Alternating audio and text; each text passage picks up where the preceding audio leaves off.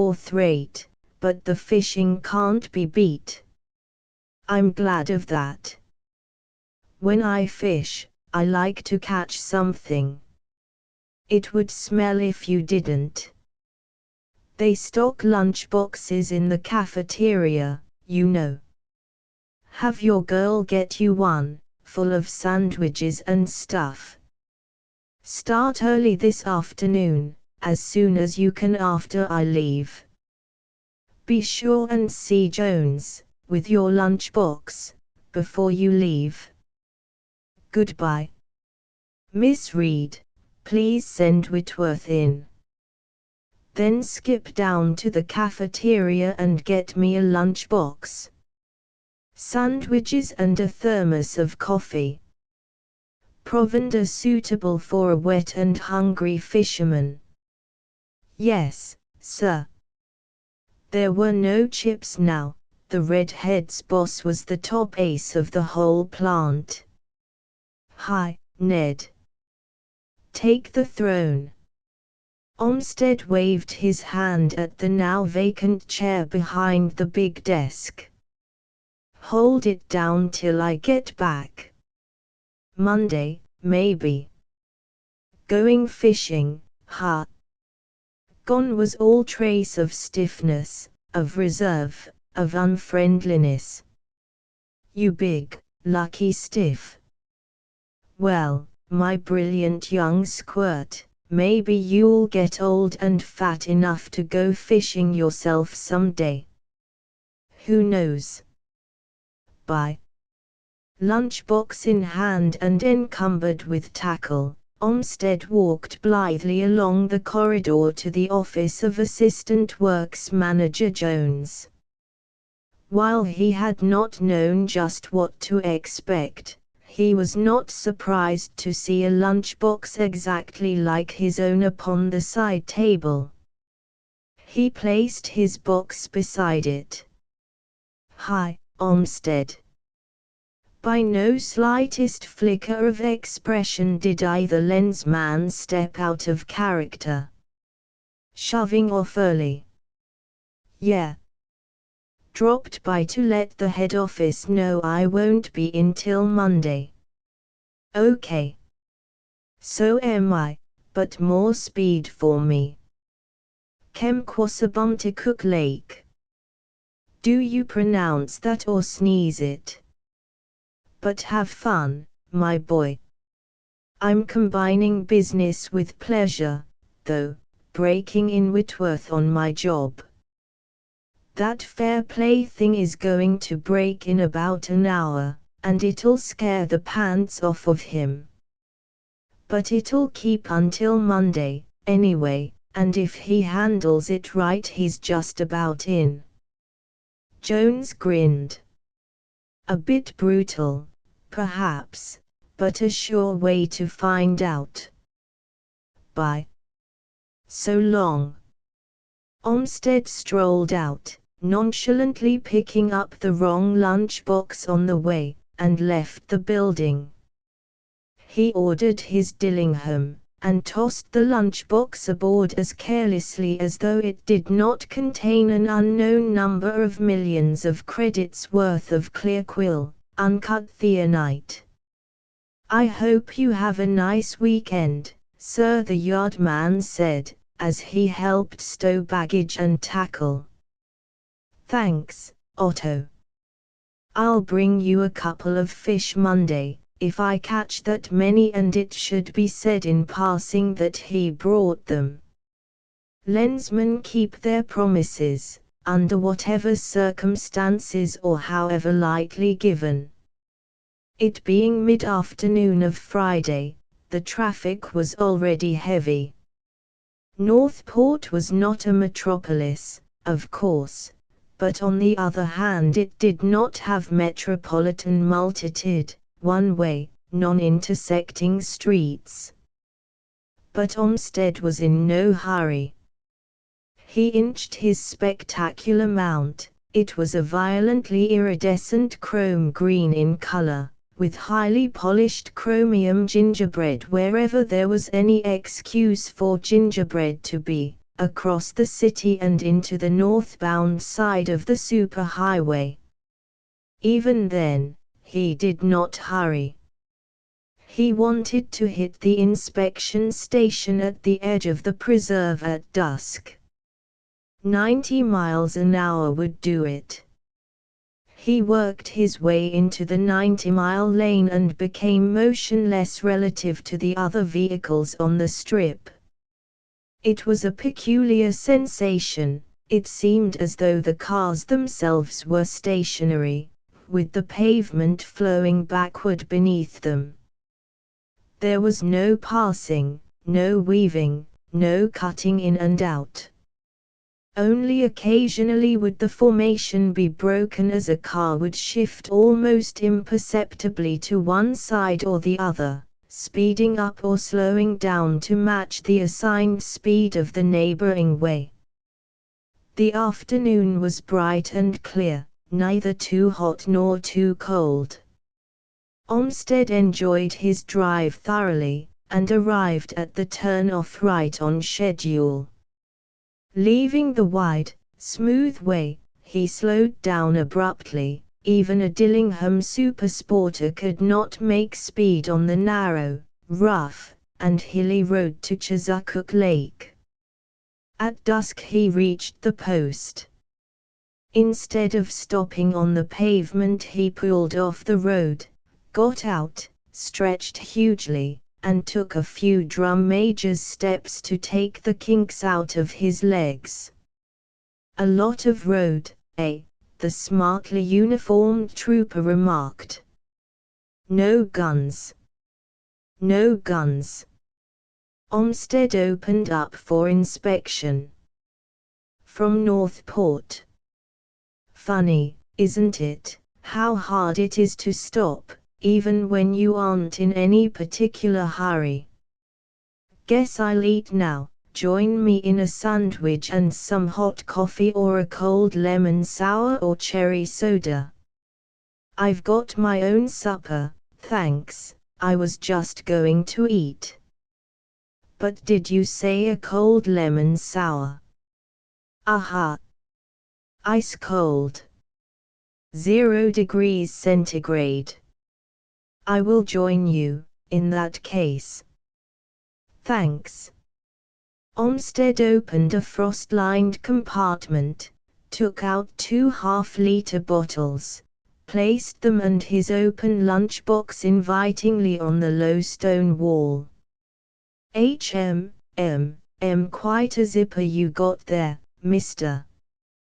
The trooper gazed admiringly at the luxurious, 2-wheeled monster, listened appreciatively to its almost inaudible hum. "I've heard about those new supers, but that is the first one I ever saw." "Nice. All the comforts of home, eh?" "Just about." "Sure you won't help me clean up on those sandwiches before they get stale?" Seated on the wall, the 2 men ate and talked. If that trooper had known what was in the box beside his leg, he probably would have fallen over backward, but how was he even to suspect? There was nothing crass or rough or coarse about any of the work of any of Boscone's high-level operators. Olmsted drove onto the lake and took up his reservation at the ramshackle hotel.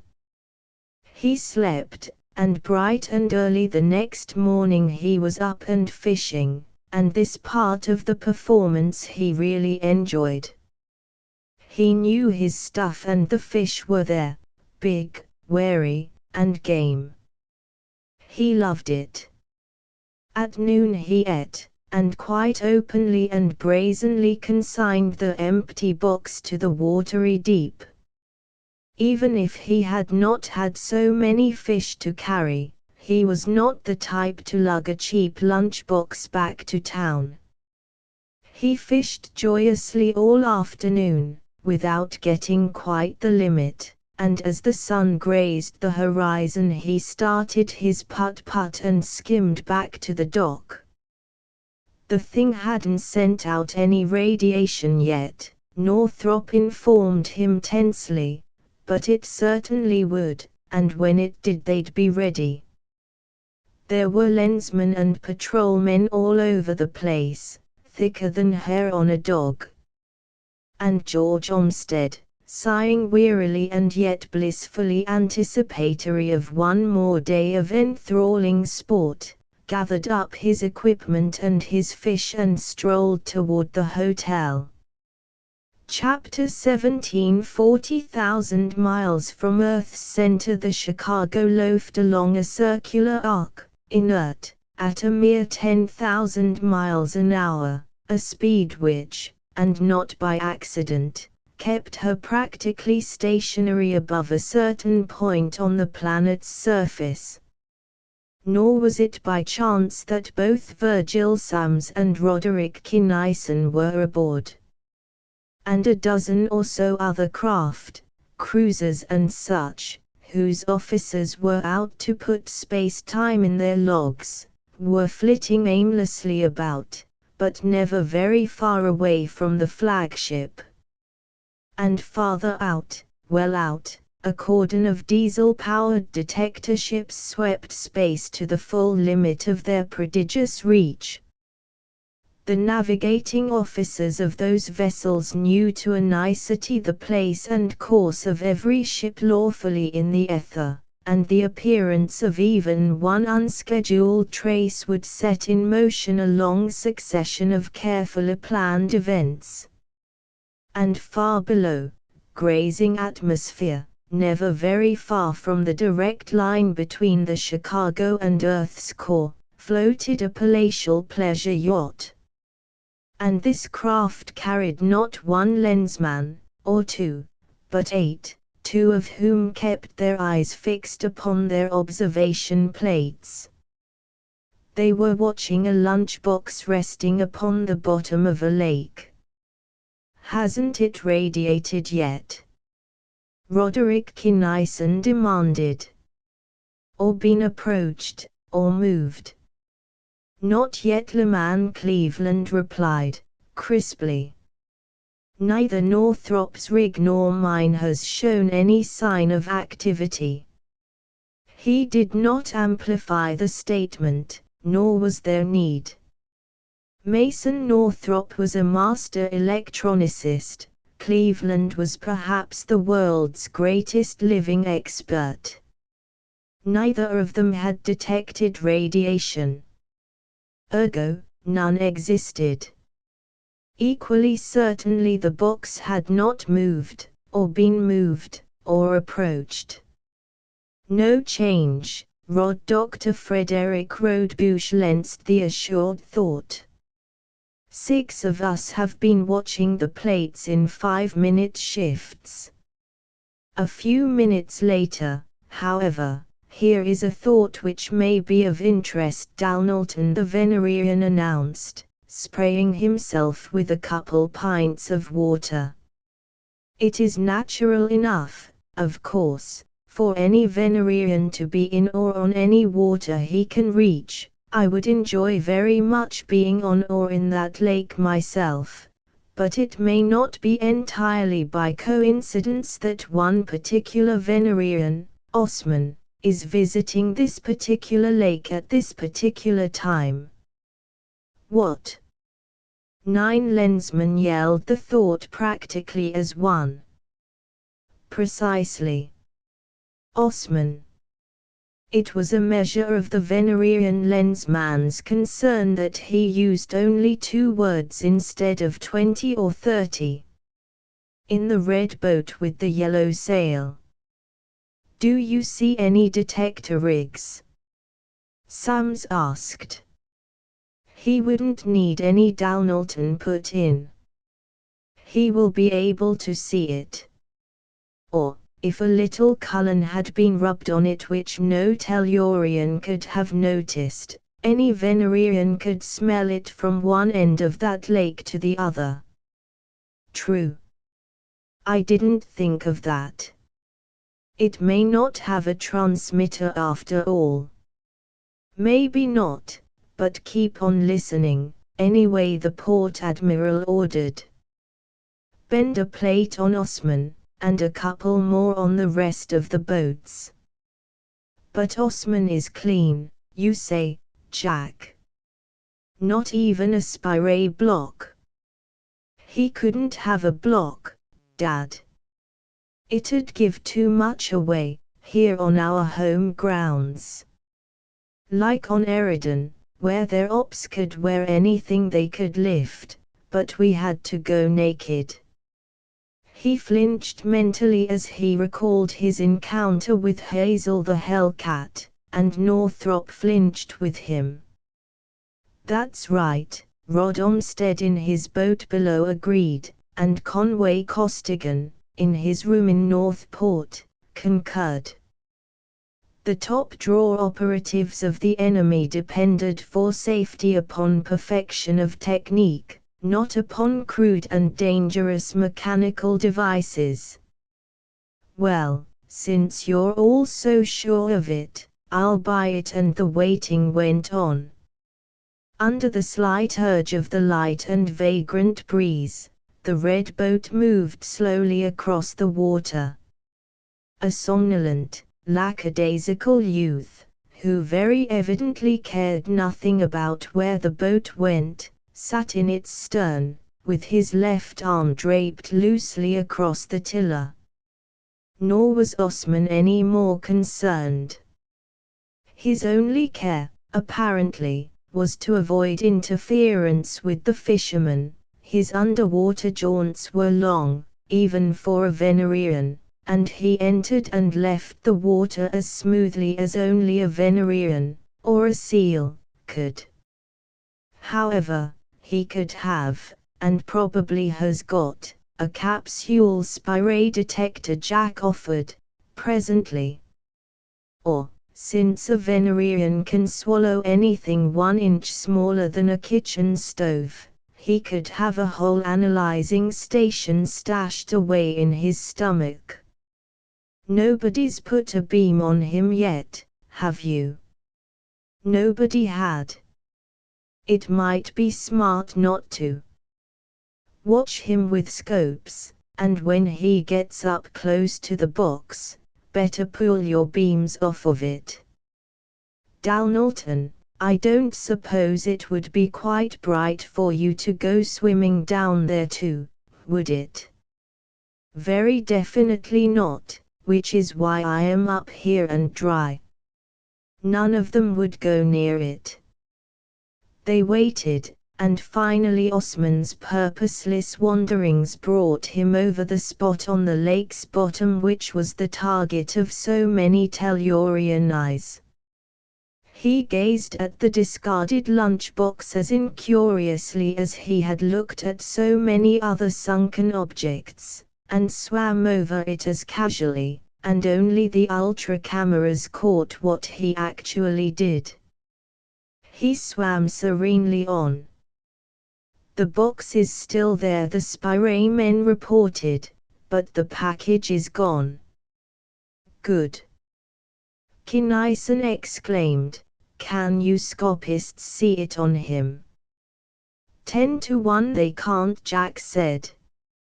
He swallowed it. I expected him to swallow it box and all. We can't see it, sir. He must have swallowed it. Make sure. Yes, sir. He's back on the boat now and we've shot him from all angles. He's clean, nothing outside. Perfect. That means he isn't figuring on slipping it to somebody else in a crowd. This will be an ordinary job of shadowing from here on in, so I'll put in the umbrella. The detector ships were recalled.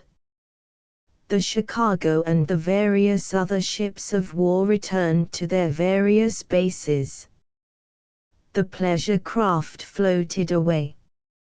But on the other hand there were bursts of activity throughout the forest for a mile or so back from the shores of the lake. Camps were struck. Hiking parties decided that they had hiked enough and began to retrace their steps. Lithe young men, who had been doing this and that, stopped doing it and headed for the nearest trails. For Kinaisen Peria had erred slightly in saying that the rest of the enterprise was to be an ordinary job of shadowing. No ordinary job would do. With the game this nearly in the bag, it must be made absolutely certain that no suspicion was aroused, and yet Sams had to have facts. Sharp, hard, clear facts. Facts so self-evidently facts that no intelligence above idiot grade could possibly mistake them for anything but facts. Wherefore Osman the Venerian was not alone thenceforth. From lake to hotel, from hotel to car, along the road, into and in and out of train and plane, clear to an ordinary enough-looking building in an ordinary business section of New York, he was never alone. Where the traveling population was light, the patrol operatives were few and did not crowd the Venerian too nearly. Where dense, as in a metropolitan station, they ringed him 3 deep. He reached his destination, which was of course spy-proofed, late Sunday night. He went in, remained briefly, came out. Shall we spy him, Verge? Follow him? Or what? No spy-rays. Follow him. Cover him like a blanket. At the usual time give him the usual spy going over, but not until then. This time, make it thorough. Make certain that he hasn't got it on him, in him, or in or around his house. There'll be nothing doing here tonight, will there? No, it would be too noticeable. So you, Fred, and Lensman, take the first trick, the rest of us will get some sleep. When the building opened Monday morning, the Lensmen were back, with dozens of others, including Nobis of Mars. There were also present or nearby literally hundreds of the shrewdest, most capable detectives of Earth. So this is their headquarters, one of them at least, the Martian thought, studying the trickle of people entering and leaving the building. It is as we thought, Dal, why we could never find it, why we could never trace any wholesaler backward. None of us has ever seen any of these persons before. Complete change of personnel per operation, probably interplanetary. Long periods of quiescence. Check. Check, but we have them now. Just like that, huh? Jack Kinaisen jibed, and from his viewpoint his idea was the more valid, for the wholesalers were very clever operators indeed. From the more professional viewpoint of Nobis and Dalnalton, however, who had fought a steadily losing battle so long, the task was not too difficult. Their forces were beautifully organized and synchronized. They were present in such overwhelming numbers that tails could be changed every 15 seconds, long before anybody, however suspicious, could begin to suspect any one shadow. Nor was it necessary for the tails to signal each other, however inconspicuously, or to indicate any suspect at change over time. Lens's thoughts directed every move, without confusion or error. And there were tiny cameras with tremendous, protuberant lenses, the long eyes capable of taking wire-sharp close-ups from 500 feet, and other devices and apparatus and equipment too numerous to mention here. Thus the wholesalers were traced and their transactions with the retail peddlers were recorded. And from that point on, even Jack Kinison had to admit that the sailing was clear. These small fry were not smart, and their customers were even less so. None had screens or detectors or other apparatus. Their every transaction could be and was recorded from a distance of many miles by the ultra instruments of the patrol. And not only the transactions. Clearly, unmistakably, the purchaser was followed from buying to sniffing, nor was the time intervening ever long. Thionite, then as now, was bought at retail only to use, and the whole ghastly thing went down on tape and film. The gasping, hysterical appeal, the exchange of currency for drug, the headlong rush to a place of solitude, the rigid muscle lock and the horribly ecstatic transports, the shaken, soul-searing recovery or the entranced death. It all went on record. It was sickening to have to record such things. More than one observer did sicken in fact, and had to be relieved. But Virgil Sams had to have concrete, positive, irrefutable evidence. He got it. Any possible jury, upon seeing that evidence, would know it to be the truth. No possible jury, after seeing that evidence, could bring in any verdict other than guilty. Oddly enough, Jack Kinison was the only casualty of that long and hectic day. A man, later proved to be a middle-sized potentate of the underworld, who was not even under suspicion at the time, for some reason or other got the idea that Jack was after him. The Lensman had, perhaps, allowed some part of his long eye to show. A fast and efficient long-range telephoto lens is a devilishly awkward thing to conceal. At any rate, the racketeer sent out a call for help, just in case his bodyguards would not be enough, and in the meantime his personal attendants rallied enthusiastically around. They had two objects in view: 1. To pass a knife expeditiously and quietly through young Kinison's throat from ear to ear, and 2. To tear the long eye apart and subject a few square inches of supersensitive emulsion to the bright light of day. And if the big shot had known that the photographer was not alone, that the big, hulking bruiser a few feet away was also a bull, they might have succeeded. Two of the four hoods reached Jack just fractionally ahead of the other two, one to seize the camera, the other to swing the knife. But Jack Kinison was fast of brain and nerve and muscle. He saw them coming. In 3 flashing motions he bent the barrel of the telephoto into a neat arc around the side of the first man's head, ducked frantically under the fiercely driven knife, and drove the toe of his boot into the spot upon which prize fighters like to have their rabbit punches land. Both of those attackers lost interest promptly. One of them lost interest permanently, for a telephoto lens in barrel is heavy, very rigid, and very, very hard. While battling Jack was still off balance, the other 2 guards arrived, but so did Mason Northrop.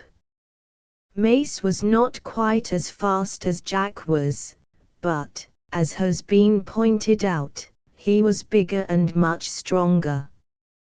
When he hit a man, with either hand, that man dropped. It was the same as being on the receiving end of the blow of a 20-pound hammer falling through a distance of 97½ feet. The lensman had of course also yelled for help, and it took only a split second for a patrol speedster to travel from any given point to any other in the same county. It took no time at all for that speedster to fill a couple of square blocks with patterns of force through which neither bullets nor beams could be driven. Therefore the battle ended as suddenly as it began, before more thugs, with their automatics and portables, could reach the scene.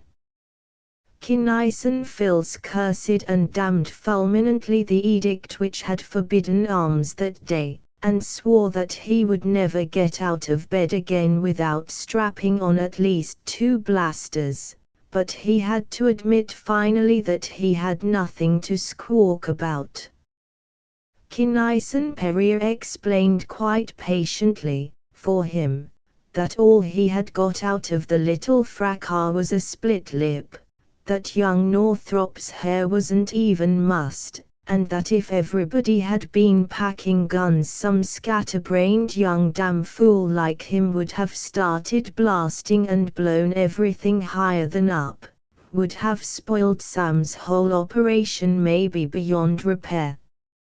Now would he please quit bellyaching and get to hell out. He got that buttons Theonite up, don't you think? Rod Kinaisen asked. And the lawyers will have plenty of time to get the case licked into shape and lined up for trial. Yes and no. Sams frowned in thought. The evidence is complete, from original producer to ultimate consumer, but our best guess is that it will take years to get the really important offenders behind bars. Why? I thought you were giving them altogether too much time when you scheduled the blow-off for 3 weeks ahead of election. Because the drug racket is only a small part of it. We're going to break the whole thing at once, you know. And Métis covers a lot more ground: murder, kidnapping, bribery, corruption, misfeasance, practically everything you can think of. I know. What of it? Jurisdiction, among other things. With the president, over half of the Congress, much of the judiciary, and practically all of the political bosses and police chiefs of the continent under indictment at once, the legal problem becomes incredibly difficult. The patrol's Department of Law has been working on it 24 hours a day, and the only thing they seem sure of is a long succession of bitterly contested points of law. There are no precedents whatever. Precedents be damned. They're guilty and everybody knows it. We'll change the laws so that. We will not. Sams interrupted, sharply. We want and we will have government by law, not by men. We have had too much of that already. Speed is not of the essence. Justice very definitely is. Crusader Sams, now and forever. But I'll buy it, Verge. Now let's get back down to earth. Operations Wilnik is all set. Métis is going good. Zabriska tied into Zwilnik. That leaves Operation Boscone, which is, I suppose, still getting nowhere fast. The first lensman did not reply. It was, and both men knew it.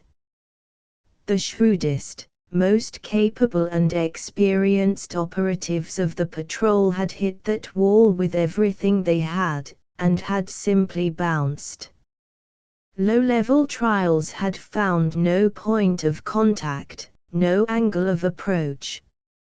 Middle level, ditto. George Olmsted, working at the highest possible level, was morally certain that he had found a point of contact, but had not been able to do anything with it. How about calling a council conference on it? Kinnison asked finally. Or Burgeon home at least.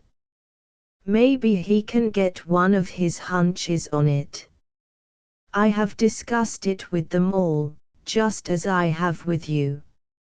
No one had anything constructive to offer, except to go ahead with Bennett as you are doing. The consensus is that the Bosconians know just as much about our military affairs as we know about theirs, no more.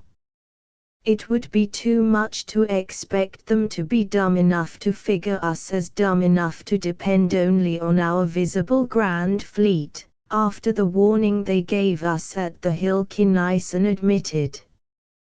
Yes. What worries me most is that they had a running start. Not enough to count, the Port Admiral declared. We can outproduce them and outfight them. Don't be over-optimistic. You can't deny them the possession of brains, ability, manpower and resources at least equal to ours. I don't have to. Kinnison remained obstinately cheerful. Morale, my boy, is what counts. Manpower and tonnage and firepower are important, of course, but morale has won every war in history. And our morale right now is higher than a cat's back, higher than any time since John Paul Jones, and getting higher by the day. Yes. The question was monosyllabic but potent. Yes. I mean just that, yes. From what we know of their system, they can't have the morale we've got. Anything they can do we can do more of and better. What you've got, Verge, is a bad case of ingrowing nerves. You've never been to Bennett, in spite of the number of times I've asked you to. I say take time right now and come along, it'll be good for what ails you. It will also be a very fine thing for Bennett and for the patrol, you'll find yourself no stranger there. You may have something there. I'll do it. Port Admiral and First Lensman went to Bennett, not in the Chicago or other superdreadnought, but in a two-man speedster. This was necessary because space travel, as far as that planet was concerned, was a strictly one-way affair except for Lensman. Only Lensman could leave Bennett, under any circumstances or for any reason whatever. There was no outgoing mail, express, or freight. Even the war vessels of the fleet, while on practice maneuvers outside the bottle-tight envelopes surrounding the system, were so screened that no unauthorized communication could possibly be made. In other words, Kinnison finished explaining, we slapped on everything anybody could think of, including Burgeon Home and Rularian, and believe me, brother, that was a lot of stuff. But wouldn't the very fact of such rigid restrictions operate against morale? It is a truism of psychology that imprisonment, like everything else, is purely relative. Yeah, that's what I told Rularian, except I used simpler and rougher language. You know how sarcastic and superior he is, even when he's wrong. How I know? Well, when he's right he's too damned insufferable for words. UDVE thought he was talking to the prize boob of a class of half-wits. As long as nobody on the planet knew that there was any such thing as space travel, or suspected that they were not the only form of intelligent life in the universe, it was all right. No such concept as being planet-bound could exist. They had all the room there was. But after they met us, and digested all the implications, they would develop the collywobbles no end.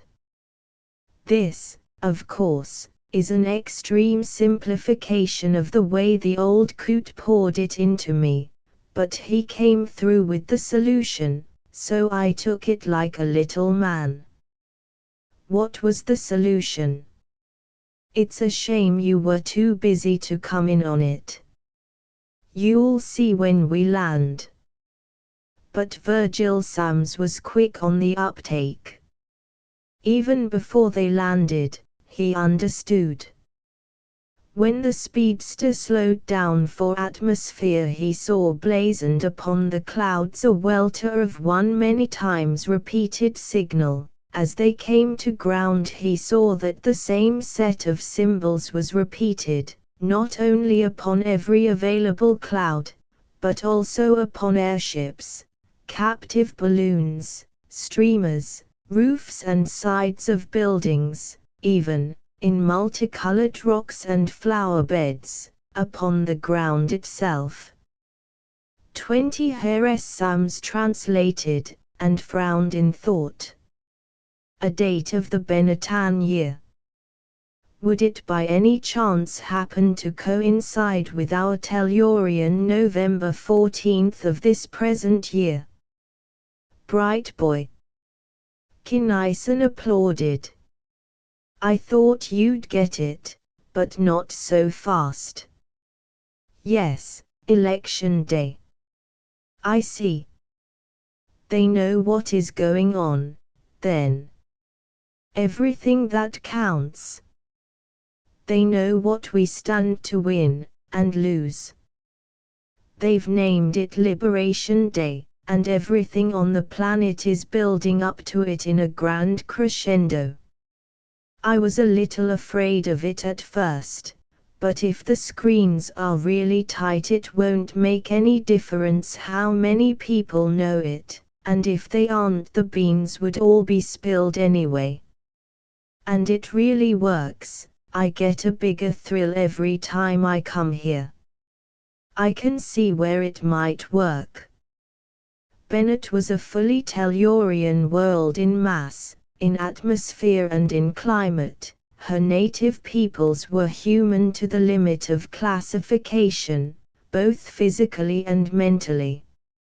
And first Lensman Sams, as he toured it with his friend, found a world aflame with a zeal and an ardor unknown to Bliss Earth since the days of the Crusades. The patrol's cleverest and shrewdest psychologists, by merely sticking to the truth, had done a marvelous job. Bennett knew that it was the arsenal and the navy yard of civilization, and it was proud of it. Its factories were humming as they had never hummed before. Every industry, every business, every farm was operating at 100% of capacity. Bennett was dotted and splattered with spaceports already built, and hundreds more were being rushed to completion. The already staggering number of ships of war operating out of those ports was being augmented every hour by more and ever more ultra-modern, ultra-fast, ultra-powerful shapes. It was an honor to help build those ships, it was a still greater one to help man them. Competitive examinations were being held constantly, nor were all or even most of the applicants native Benettans. Sams did not have to ask where these young people were coming from. He knew. from all the planets of civilization, attracted by carefully worded advertisements of good jobs at high pay on new and highly secret projects on newly discovered planets. There were hundreds of such ads. Most were probably the patrols, and led here. Many were of Spaceways, Uranium Incorporated, and other mercantile firms.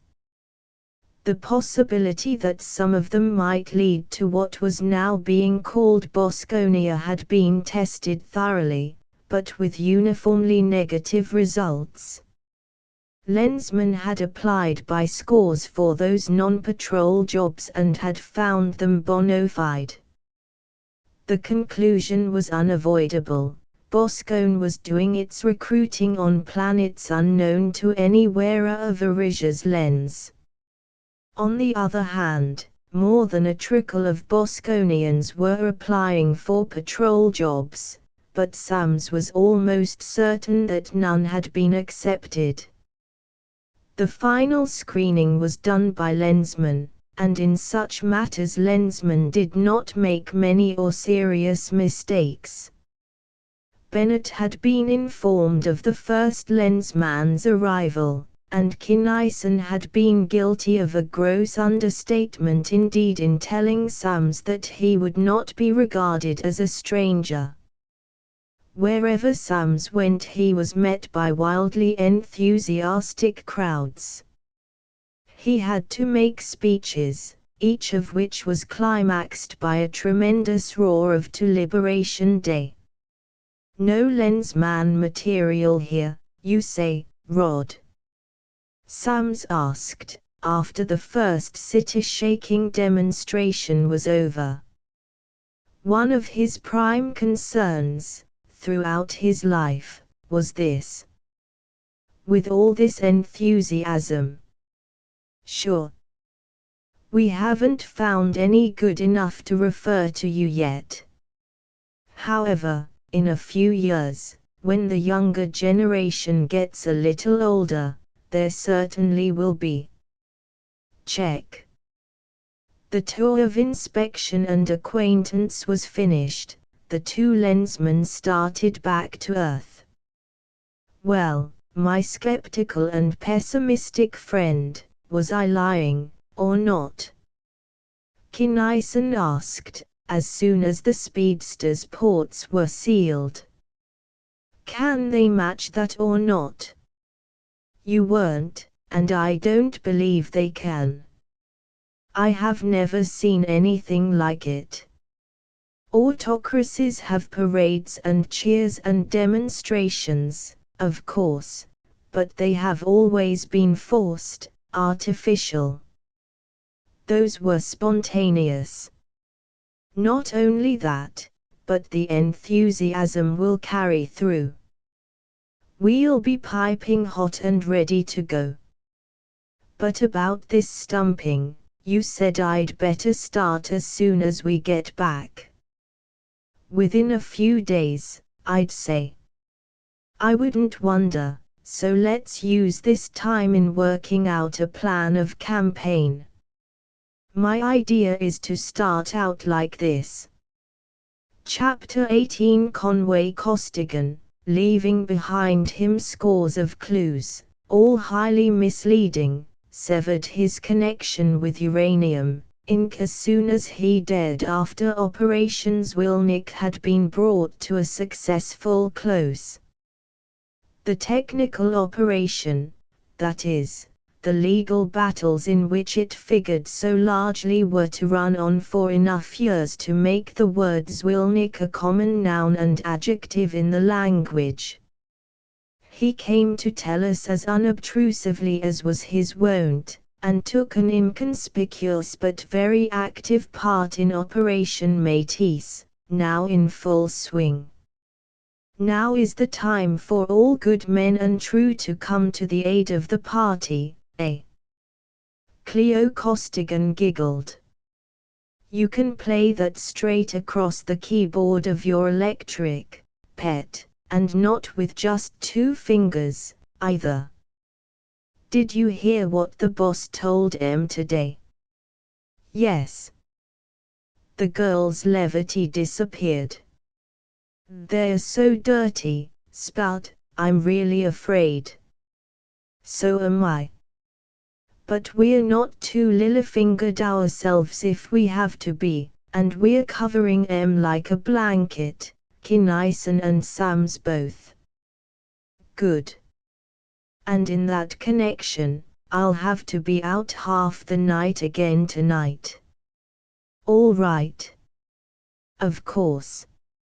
It's so nice having you home at all, darling, instead of a million light years away, that I'm practically delirious with delight. It was sometimes hard to tell what impish Mrs. Costigan meant by what she said. Costigan looked at her, decided she was taking him for a ride, and smacked her a couple of times where it would do the most good. He then kissed her thoroughly and left. He had very little time, these days, either to himself or for his lovely and adored wife. For Roderick Kinison's campaign, which had started out rough and not too clean, became rougher and rougher, and no cleaner, as it went along. Morgan and his crew were swinging from the heels, with everything and anything they could dig up or invent, however little of truth or even of plausibility it might contain, and Rod the Rock had never held even in principle with the gentle precept of turning the other cheek. He was rather an Old Testamentarian, and he was no neophyte at dirty fighting. As a young operative, skilled in the punishing, maiming techniques of hand-to-hand rough-and-tumble combat, he had brawled successfully in most of the dives of most of the Solarian planets and of most of their moons. With this background, and being a quick study, and under the masterly coaching of Virgil Sams, Nels Bergenholm, and Relarian of North Polar Jupiter, it did not take him long to learn the various gambits and ripostes of this non-physical, but nevertheless no-holds-barred, political mayhem. And the boys and girls of the patrol worked like badgers, digging up an item here and a fact there and a bit of information somewhere else, all for the day of reckoning which was to come. They used ultra-wave scanners, spy rays, long eyes, stool pigeons, everything they could think of to use, and they could not always be blocked out or evaded. We've got it, boss, now let's use it. No. Save it. Nail it down, solid. Get the facts, names, dates, places, and amounts. Prove it first, then save it. Prove it. Save it. The joint injunction was used so often that it came to be a slogan and was accepted as such. Unlike most slogans, however, it was carefully and diligently put to use. The operatives proved it and saved it, over and over and over again, by dint of what unsparing effort and selfless devotion only they themselves ever fully knew. Kinison stumped the continent. He visited every state, all of the big cities, most of the towns, and many villages and hamlets, and always, wherever he went, a part of the show was to demonstrate to his audiences how the lens worked. Look at me. You know that no two individuals are or ever can be alike. Robert Johnson is not like Fred Smith, Joe Jones is entirely different from John Brown. Look at me again. Concentrate upon whatever it is in your mind that makes me Roderick Kinison, the individual. That will enable each of you to get into as close touch with me as though our two minds were one. I am not talking now, you are reading my mind. Since you are reading my very mind, you know exactly what I am really thinking, for better or for worse. It is impossible for my mind to lie to yours, since I can change neither the basic pattern of my personality nor my basic way of thought, nor would I if I could. Being in my mind, you know that already, you know what my basic quality is. My friends call it strength and courage. Pirate Chief Morgan and his cutthroat crew call it many other things. Be that as it may, you now know whether or not you want me for your president. I can do nothing whatever to sway your opinion, for what your minds have perceived you know to be the truth. That is the way the lens works. It bears the depths of my mind to yours, and in return enables me to understand your thoughts. But it is in no sense hypnotism, as Morgan is so foolishly trying to make you believe. Morgan knows as well as the rest of us do that even the most accomplished hypnotist, with all his apparatus, cannot affect a strong and definitely opposed will. He is therefore saying that each and every one of you now receiving this thought is such a spineless weakling that, but you may draw your own conclusions. In closing, remember, nail this fact down so solidly that you will never forget it: a sound and healthy mind cannot lie. The mouth can, and does.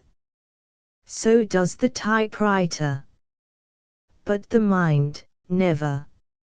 I can hide my thoughts from you, even while we are en rapport, like this, but I cannot lie to you. That is why, someday, all of your highest executives will have to be lensmen, and not politicians, diplomats, crooks and boodlers. I thank you. As that long, bitter, incredibly vicious campaign neared its vitriolic end, tension mounted higher and ever higher, and in a room in the Sam's home 3 young lensmen and a red-haired girl were not at ease. All 4 were lean and drawn. Jack Kinison was talking. Not the party, so much, but Dad. He started out with bare fists, and now he's wading into M with spiked brass knuckles. You can play that across the board, Costigan agreed. He's really giving M hell, Northrop said, admiringly. Did you boys listen in on his Casper speech last night? They hadn't, they had been too busy. I could give it to you on your lenses, but I couldn't reproduce the tone, the exquisite way he lifted large pieces of hide and rubbed salt into the raw places. When he gets excited, you know he can't help but use voice, too, so I got some of it on a record. He starts out on voice, nice and easy, as usual, then goes on to his lens without talking, then starts yelling as well as thinking.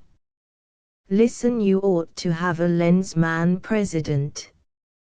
You may not believe that any lensman is, and as a matter of fact must be incorruptible.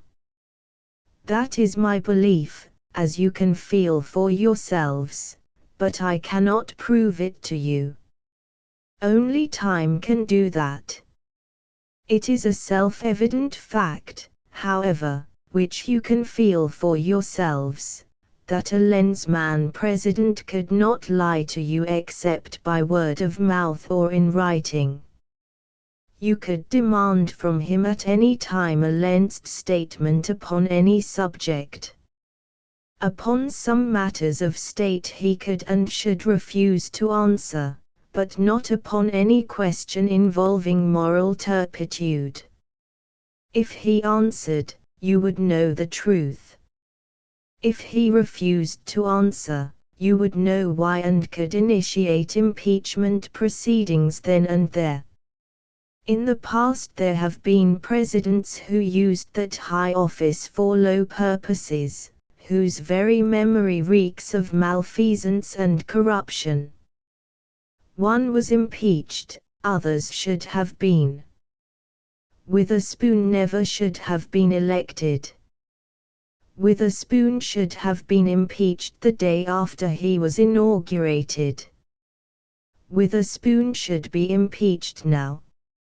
We know, and at the grand rally at New York Spaceport 3 weeks from tonight we are going to prove that Witherspoon is simply a minor cogwheel in the Morgantown-Isaacson machine, playing footsie at command with whatever group happens to be the highest bidder at the moment, irrespective of North America's or the system's good. Witherspoon is a gangster, a cheat, and a goddamn liar, but he is of very little actual importance, merely a boodling nincompoop. Morgan is the real boss and the real menace, the operating engineer of the lowest down, loosiest, filthiest, rottenest, most corrupt machine of murderers, extortionists, bribe-takers, panderers, perjurers, and other pimples on the body politic that has ever disgraced any so-called civilized government. Good night. Well, Jack Kinison yelped. That's high, even for him. Just a minute, Jack Jill cautioned. The other side, too. Listen to this choice bit from Senator Morgan. It is not exactly hypnotism, but something infinitely worse, something that steals away your very minds, that makes anyone listening believe that white is yellow, red, purple, or pea green. Until our scientists have checked this menace, until we have every wearer of that cursed lens behind steel bars, I advise you in all earnestness not to listen to them at all.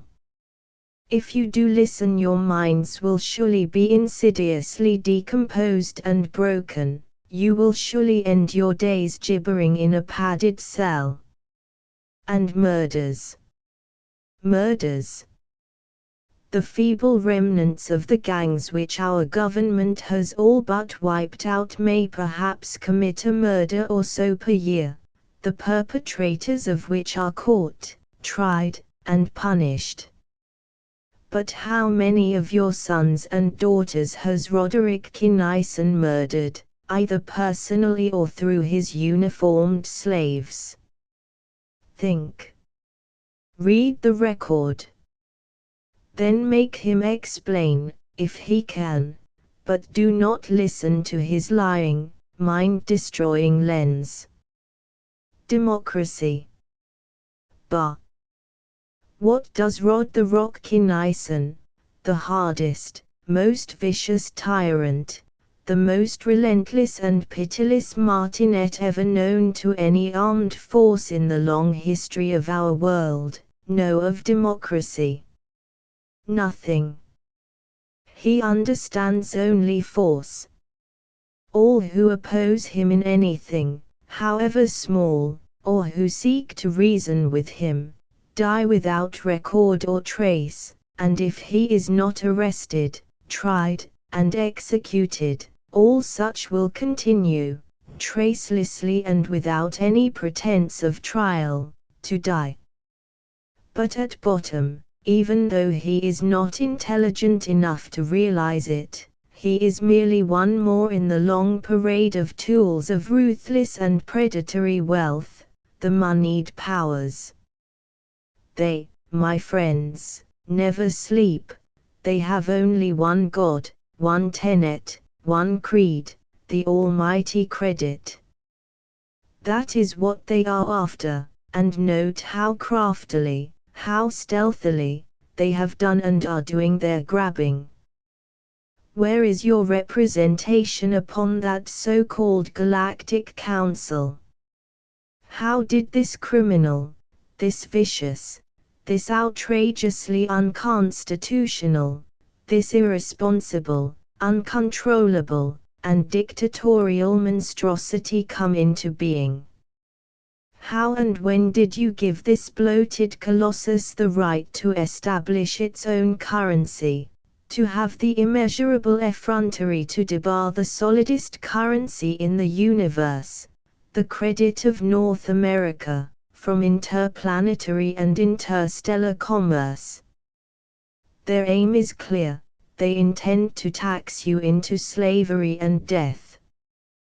Do not forget for one instant, my friends, that the power to tax is the power to destroy.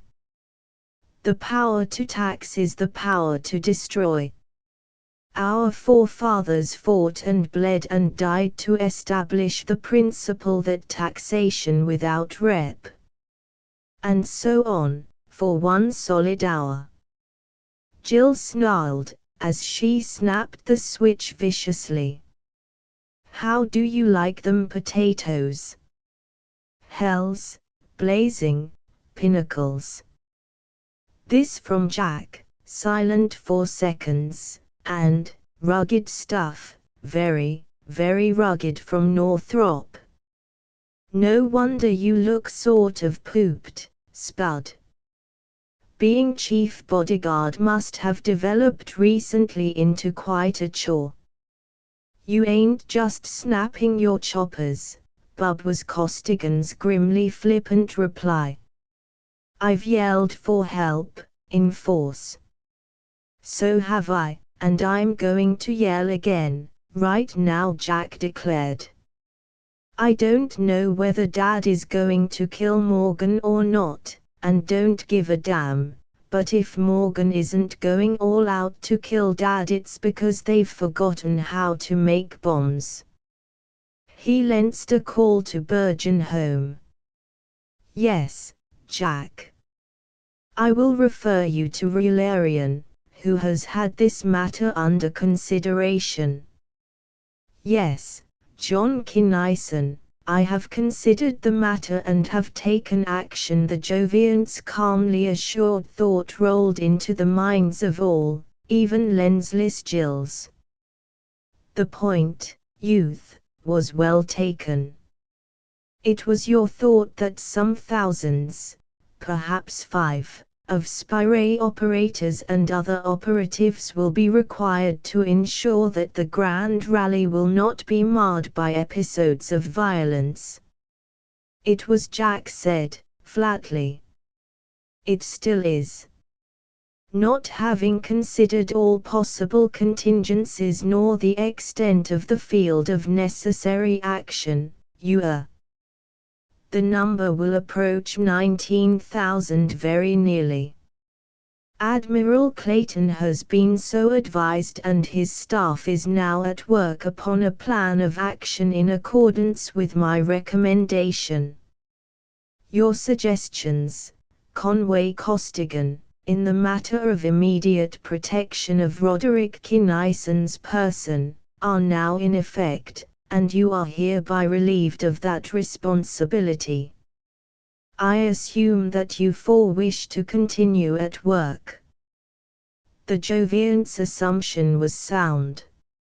I suggest, then, that you confer with Admiral Clayton and fit yourselves into his program of security.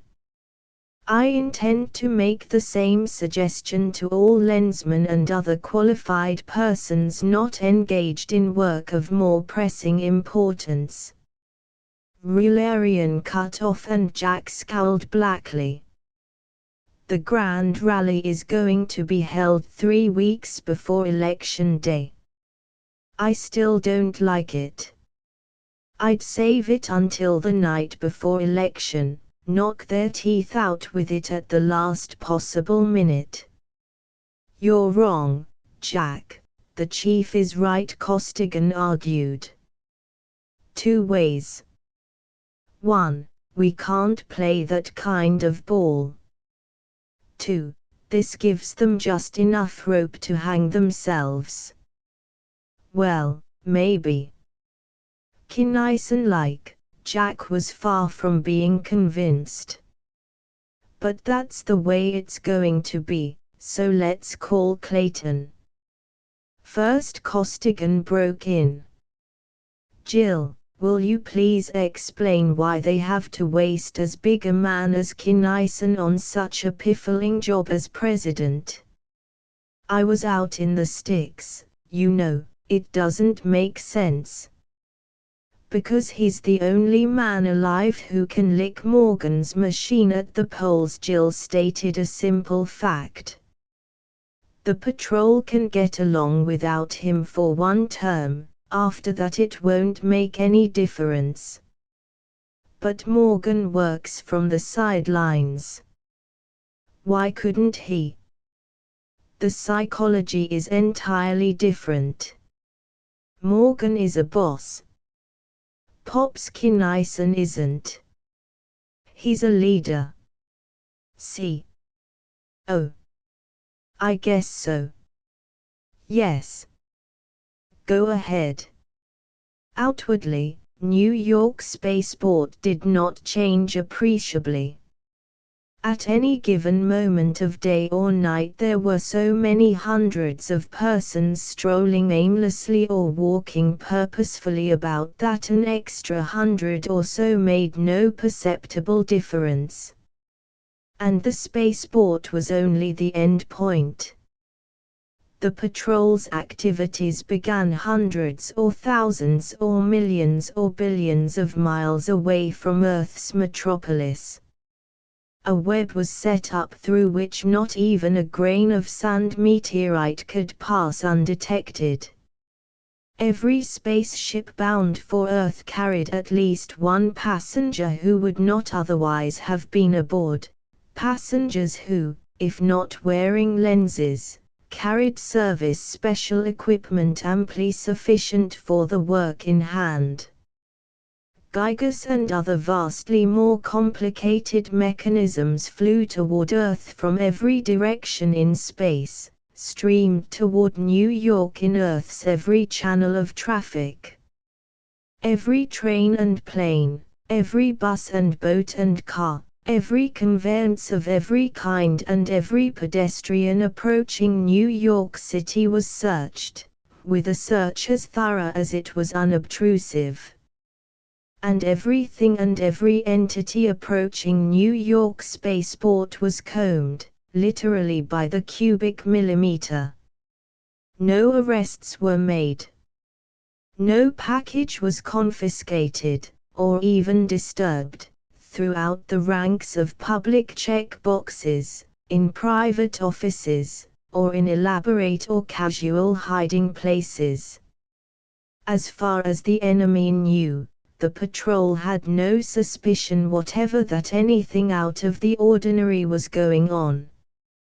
That is, until the last possible minute. Then a tall, lean, space-tanned veteran spoke softly aloud, as though to himself, "Spire blocks, interference, umbrella, on. Report."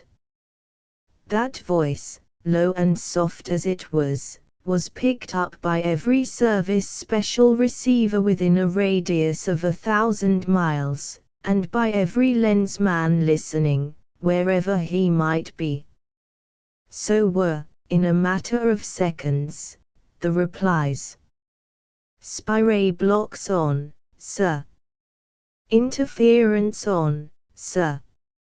"Umbrella on, sir." No spire could be driven into any part of the tremendous port. No beam, communicator or detonating, could operate anywhere near it. The enemy would now know that something had gone wrong, but he would not be able to do anything about it. Reports received, the tanned man said, still quietly. Operation Zunk will proceed as scheduled. And 471 highly skilled men, carrying duplicate keys and forward slash or whatever other specialized apparatus and equipment would be necessary, quietly took possession of 471 objects, of almost that many shapes and sizes. And, out in the gathering crowd, a few disturbances occurred and a few ambulances dashed busily here and there. Some women had fainted, no doubt, ran the report. They always did. And Conway Costigan, who had been watching, without seeming even to look at him, a porter loading a truck with opulent-looking hand luggage from a locker, followed man and truck out into the concourse. Closing up, he asked, "Where are you taking that baggage, Charlie?" "Up ramp 1, boss," came the unflurried reply. "Flight 90 will be late taking off, on account of this jamboree, and they want it right up there handy. Take it down to the..." Over the years a good many men had tried to catch Conway Costigan off guard or napping, to beat him to the punch or to the draw, with a startlingly uniform lack of success. The lensman's fist traveled a bare 7 inches. The supposed porter gasped once and traveled, or rather, staggered backward, approximately 7 feet before he collapsed and sprawled unconscious upon the pavement. "Decontamination," Costigan remarked, apparently to empty air, as he picked the fellow up and draped him limply over the truck full of suitcases. "Dick. Front and center. Area 46. Class FX, hotter than the middle tail race of hell." "You called Dick?" A man came running up. "FX6, 19. This it?" "Check. It's yours, porter and all. Take it away." Costigan strolled on until he met Jack Kinison, who had a rapidly developing mouse under his left eye. "How did that happen, Jack?" he demanded sharply. "Something slip?" "Not exactly."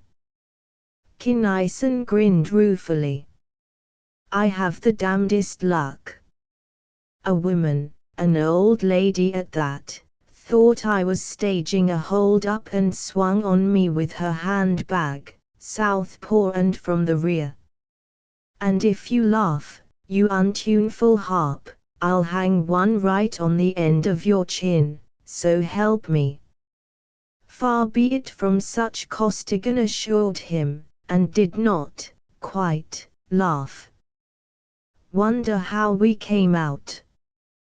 They should have reported before this, PSST. Here it comes." Decontamination was complete. Operation Zunk had been a 100% success. There had been no casualties. Except for one black eye, Costigan could not help adding, but his lens and his service specials were off. Jack would have brained him if any of them had been on. Linking arms, the 2 young lensmen strode away toward Ramp 4, which was to be their station. This was the largest crowd Earth had ever known. Everybody, particularly the nationalists, had wondered why this climactic political rally had been set for 3 full weeks ahead of the election, but their curiosity had not been satisfied. Furthermore, This meeting had been advertised as no previous one had ever been. Neither pains nor cash had been spared in giving it the greatest build-up ever known. Not only had every channel of communication been loaded for weeks, but also Sam's workers had been very busily engaged in starting rumors, which grew, as rumors do, into things which their own fathers and mothers could not recognize. And the baffled nationalists, trying to play the whole thing down, made matters worse. Interest spread from North America to the other continents, to the other planets, and to the other solar systems. Thus, to say that everybody was interested in, and was listening to, the Cosmocrats' grand rally would not be too serious an exaggeration. Roderick Kinison stepped up to the battery of microphones. Certain screens were cut. Fellow entities of civilization and others, while it may seem strange to broadcast a political rally to other continents and to beam it to other worlds, it was necessary in this case. The message to be given, while it will go into the political affairs of the North American continent of Tellus, will deal primarily with a far larger thing, a matter which will be of paramount importance to all intelligent beings of every inhabited world. You know how to attune your minds to mine. Do it now. He staggered mentally under the shock of encountering practically simultaneously so many minds, but rallied strongly and went on, via Lens, my first message is not to you, my fellow cosmocrats, nor to you, my fellow dwellers on Earth, nor even to you, my fellow adherents to civilization, but to the enemy. I do not mean my political opponents, the nationalists, who are almost all loyal fellow North Americans. I mean the entities who are using the leaders of that nationalist party as pawns in a vastly larger game. I know, enemy, that you are listening. I know that you had goon squads in this audience, to kill me and my superior officer. Know now that they are impotent. I know that you had atomic bombs, with which to obliterate this assemblage and this entire area. They have been disassembled and stored. I know that you had large supplies of radioactive dusts. They now lie in the patrol vaults near Weehawken. All the devices which you intended to employ are known, and all save one have been either nullified or confiscated.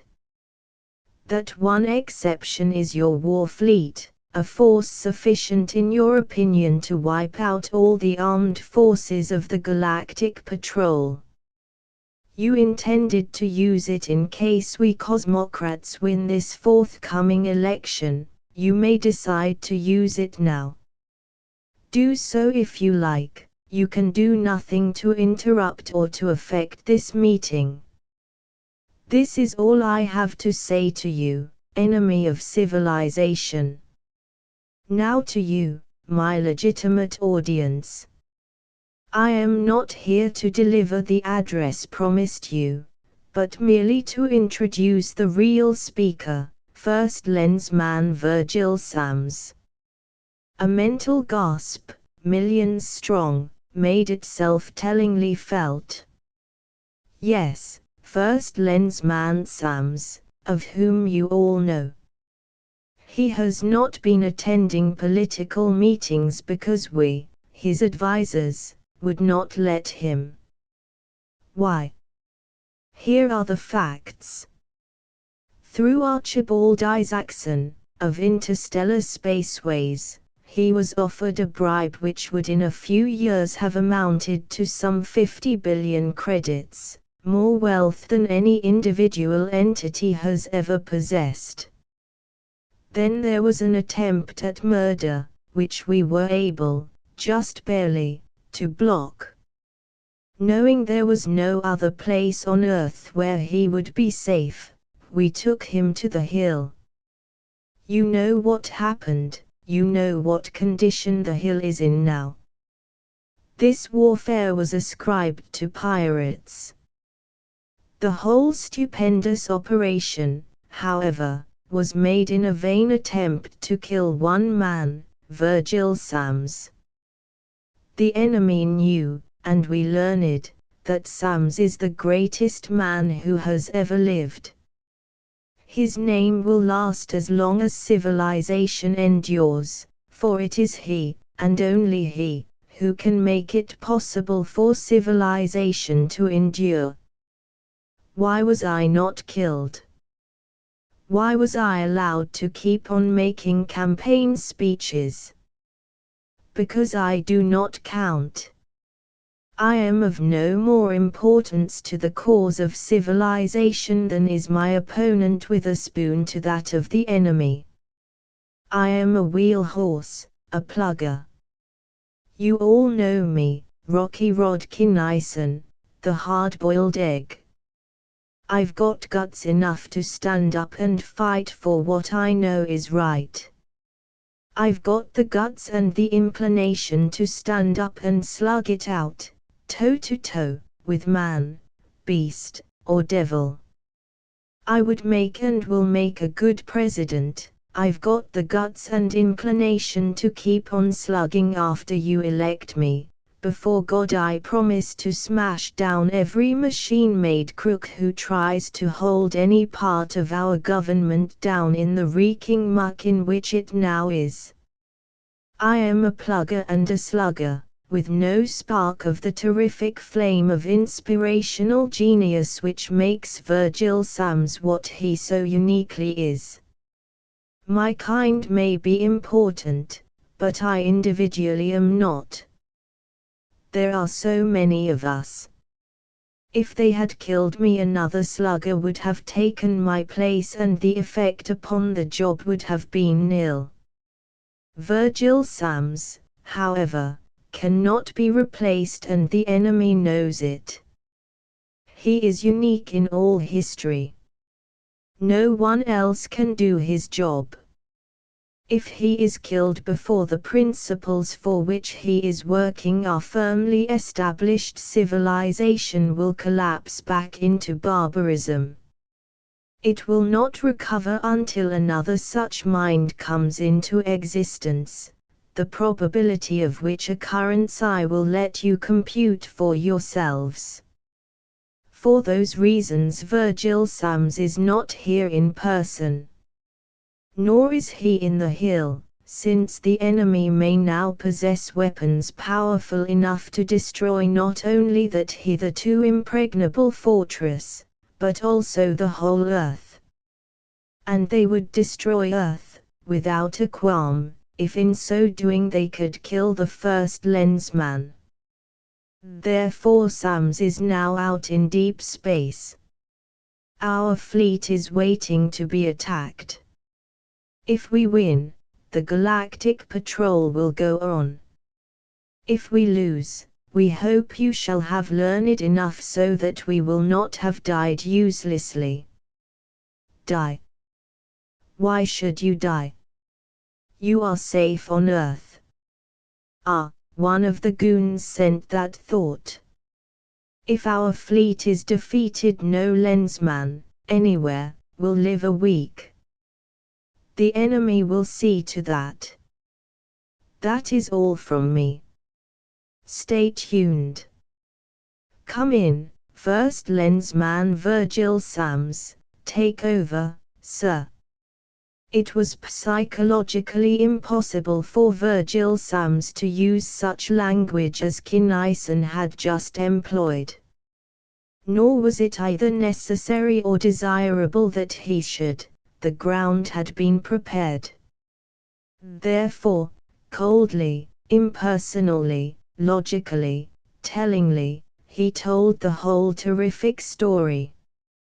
He revealed the most important things dug up by the patrol's indefatigable investigators, reciting names, places, dates, transactions, and amounts. Only in the last couple of minutes did he warm up at all. Nor is this in any sense a smear campaign or a bringing of baseless charges to becloud the issue or to vilify without cause and upon the very eve of election a political opponent. These are facts. Formal charges are now being preferred. Every person mentioned, and many others, will be put under arrest as soon as possible. If any one of them were in any degree innocent, our case against him could be made to fall in less than the 3 weeks intervening before Election Day. That is why this meeting is being held at this time.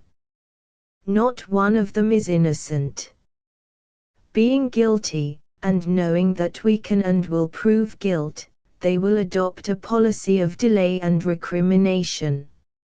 Since our courts are, for the most part, just, the accused will be able to delay the trials and the actual presentation of evidence until after Election Day.